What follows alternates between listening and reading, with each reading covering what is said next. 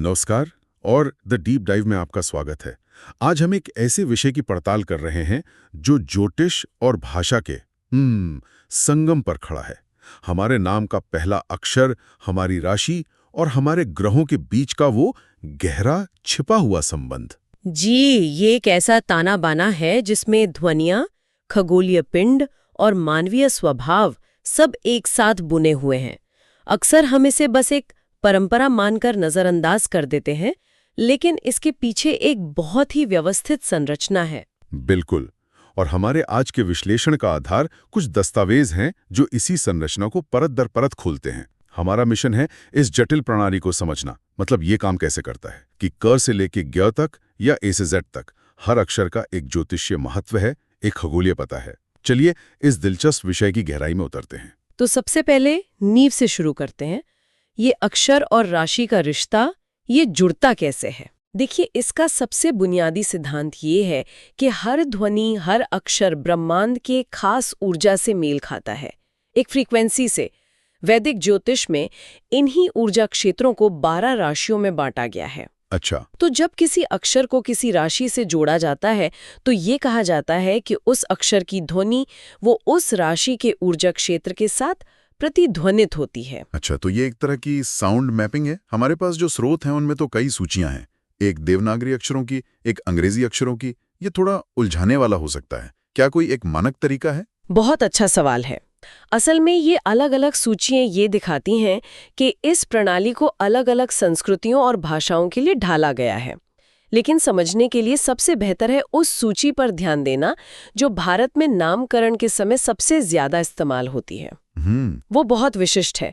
जैसे स्रोत बताते हैं कि सिंह राशि के लिए अक्षर हैं मा, मी, मू, मे, मो, टा, टी, टू, टे। अच्छा, ये अंग्रेजी के एम और टी की ध्वनियों के बराबर है। ठीक है, ये ज्यादा स्पष्ट है। तो अगर किसी का नाम मोहित है तो उसका संबंध हाँ, सिंह राशि से जुड़ गया, सीधे सिंह राशि से जुड़ गया। या अगर किसी का नाम निशांत है तो न अक्षर उसे वृश्चिक राशि से जोड़ता है, जिसके अक्षर हैं तो, ना, नी, नू, ने, नो, या, यी, यू। जी। तो ये अक्षर हमें राशि तक ले आते हैं। लेकिन राशि तो सिर्फ एक क्षेत्र या एक घर जैसी है। उस घर को ऊर्जा देने वाला, उसका स्वभाव तय करने वाला भी तो कोई होगा। और यहीं पर मेरे ख्याल से ग्रहों की भूमिका शुरू होती है। स्रोत उन्हें स्वामी ग्रह कहते हैं, है ना? आपने बिल्कुल सही पकड़ा। यही इस पूरी प्रणाली का इंजन है। राशि एक खाली कैनवस की तरह है, स्वामी ग्रह वो पेंटर है जो उस पर रंग भरता है, उसे एक चरित्र देता है। अच्छा। ये एक चेन रिएक्शन की तरह काम करता है। मतलब ग्रह अपनी ऊर्जा राशि को देता है, राशि उस ऊर्जा को अपने से जुड़े अक्षरों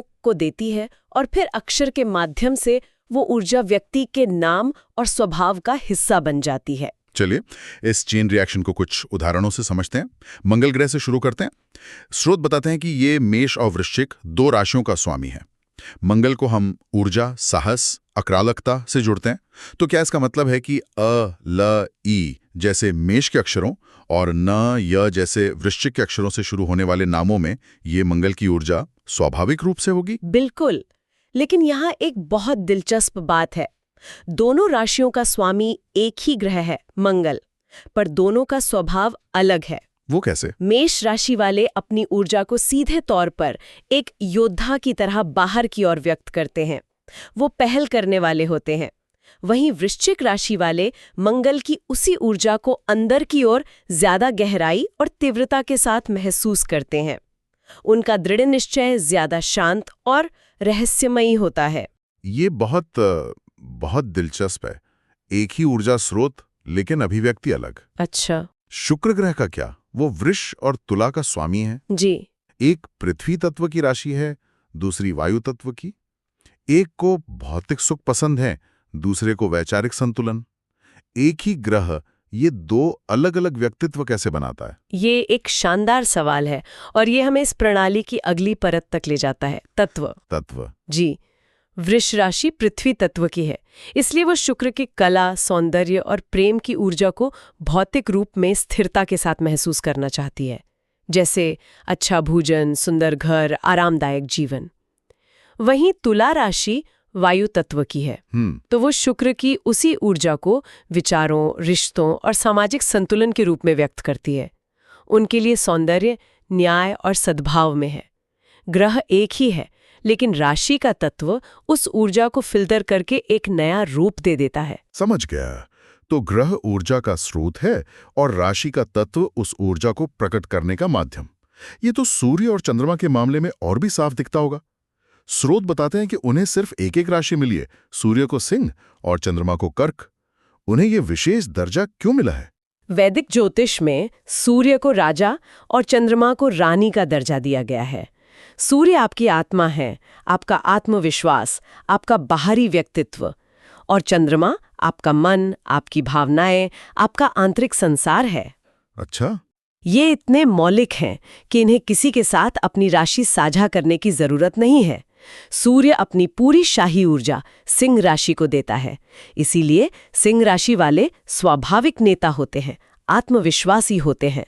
और चंद्रमा अपनी पूरी भावनात्मक गहराई कर्क राशि को देता है, जो उन्हें बहुत संवेदनशील और पोषण करने वाला बनाती है। तो मंगल, शुक्र, बुध, गुरु और शनि, इन 5 ग्रहों को 2-2 राशियां मिली, जबकि राजा और रानी को एक एक।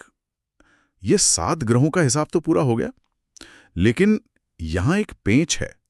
हमारे स्रोत राहु और केतु का भी जिक्र करते हैं, जिन्हें छाया ग्रह कहा गया है। ज्योतिष में उनका बहुत बड़ा प्रभाव माना जाता है, पर इस व्यवस्था में वो कहां फिट होते हैं? वो तो किसी राशि के मालिक ही नहीं लगते। आपने सही पहचाना, वो पारंपरिक अर्थों में मालिक नहीं है। राहु और केतु कोई भौतिक पिंड नहीं है जैसे मंगल या शनि। वो गणितीय बिंदु है, जहां चंद्रमा की कक्षा पृथ्वी की कक्षा को काटती है। इसीलिए वो छायादार है, रहस्यमयी है। वो किसी घर के स्थायी मालिक नहीं है, लेकिन उन्हें कुछ राशियों का सहस्वामी या को रूलर माना जाता है। वो उस घर में एक अतिरिक्त, एक अप्रत्याशित ऊर्जा लेकर आते हैं। एक मिनट, ये तो बड़ा विरोधाभासी लगता है। स्रोत के अनुसार राहु को कुंभ राशि का सहस्वामी माना जाता है, जिसका मुख्य स्वामी शनि है। शनि तो नियम, अनुशासन और परंपरा का ग्रह है, और राहु नियमों को तोड़ने, जुनून और विदेशी चीजों का प्रतीक है। ये तो एक ही घर में एक सन्यासी और एक विद्रोही को एक साथ रखने जैसा हुआ। आपका विश्लेषण एकदम सटीक है, और यही कुंभ राशि के स्वभाव का रहस्य है। उनमें शनि का गहरा, दार्शनिक और मानवतावादी स्वभाव होता है, लेकिन साथ ही राहु उन्हें परंपरा से हटकर सोचने, नई तकनीक अपनाने और क्रांति लाने की ऊर्जा देता है। अच्छा, यह एक आंतरिक खिंचाव है जो उन्हें जीनियस या फिर विलक्षण बना सकता है। और केतु का क्या? उसे वृश्चिक राशि का सहस्वामी बताया गया है, मंगल के साथ। ये तो और भी अजीब जोड़ी है। मंगल ऊर्जा और संसार को जीतने की इच्छा का प्रतीक है, जबकि केतु वैराग्य का, अध्यात्म का, चीजों को छोड़ने का। तो क्या न या य अक्षर वालों के स्वभाव में एक तरह का आंतरिक संघर्ष हमेशा चलता रहता है? बिल्कुल, यही वृश्चिक राशि की असाधारण गहराई का कारण है। उनमें मंगल की वजह से दुनिया पर नियंत्रण पाने की जबरदस्त इच्छा होती है, लेकिन साथ ही केतु उन्हें हर चीज के पार देखने की, भौतिकता के मुंह से मुक्त होने की आध्यात्मिक क्षमता भी देता है। वाह! वो एक ही समय में सबसे ज्यादा सांसारिक और सबसे ज्यादा आध्यात्मिक हो सकते हैं। ये विरोधाभासी उनकी शक्ति है। वाह! ये तो किसी व्यक्ति के व्यक्तित्व को समझने का एक बिल्कुल नया नजरिया है। तो अब इन सब जानकारियों को एक साथ जोड़ते हैं। मान लीजिए किसी का नाम पवन है। प अक्षर उसे कन्या राशि से जोड़ता है, जिसका स्वामी बुध है। इसका उसके जीवन और स्वभाव पर क्या व्यावहारिक असर पड़ेगा? इसका सीधा संबंध उसके मूल स्वभाव से है। बुध बुद्धि, संचार और विश्लेषण का ग्रह है, तो पवन नाम के व्यक्ति में स्वाभाविक रूप से एक तार्किक और विश्लेषणात्मक दिमाग होने की संभावना है। वो चीजों को व्यवस्थित करना, विस्तार में जाना और स्पष्ट रूप से संवाद करना पसंद कर सकता है। और कन्या राशि पृथ्वी तत्व की है, तो वो बुध की इस बौद्धिक ऊर्जा को बहुत ही व्यवहारिक और जमीनी तरीके से इस्तेमाल करेगा। और हमारे सूक्ष्म में एक और परत है जो इस पूरी व्यवस्था को एक अलग ही स्तर पर ले जाती है, और वो है दिशाएं।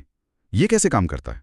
क्या मेरे नाम का अक्षर मुझे किसी खास दिशा की ओर भी खींचता है? हाँ, और इसका पैटर्न बहुत ही सुंदर और तार्किक है, जो सीधे तौर पर उन्हीं 4 तत्वों से जुड़ा है जिनकी हमने पहले बात की थी। अच्छा, ज्योतिष में 4 तत्व 4 मुख्य दिशाओं का प्रतिनिधित्व करते हैं। अच्छा। तो जो हमने पहले शुक्र के उदाहरण में देखा था कि तत्व ग्रह की ऊर्जा को फिल्टर करते हैं, वही सिद्धांत यहाँ भी लागू होता है। बिल्कुल, स्रोत के अनुसार अग्नि तत्व की 3 राशियां हैं, मेष, सिंह और धनु। ये तीनों पूर्व दिशा का प्रतिनिधित्व करती हैं। पूर्व दिशा मतलब सूर्योदय, नई शुरुआत, ऊर्जा की दिशा, जो अग्नि तत्व का स्वभाव है। बहुत खूब। इसका मतलब पृथ्वी तत्व की राशियां वृष, कन्या और मकर ये दक्षिण दिशा से जुड़ी होंगी, जो स्थिरता और भौतिकता का प्रतीक है। एकदम सही। और इसी तरह वायु तत्व की राशियां मिथुन, तुला और कुंभ पश्चिम दिशा से जुड़ी हैं, जो संबंधों, संचार और सामाजिकता की दिशा है।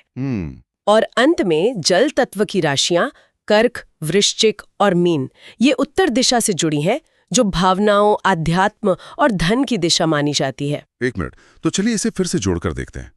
अगर किसी का नाम मयंक है तो म अक्षर उसे सिंह राशि से जोड़ता है। सिंह का स्वामी है सूर्य, जो नेतृत्व का प्रतीक है।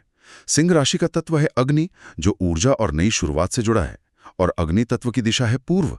ये तो किसी व्यक्ति के नाम के पहले अक्षर में ही उसका पूरा कॉस्मिक ब्लूप्रिंट छिपा होने जैसा है। हाँ, ये सिर्फ एक अक्षर नहीं, ये एक पूरा पहचान पत्र है। आप इसे ऐसा ही कह सकती हैं।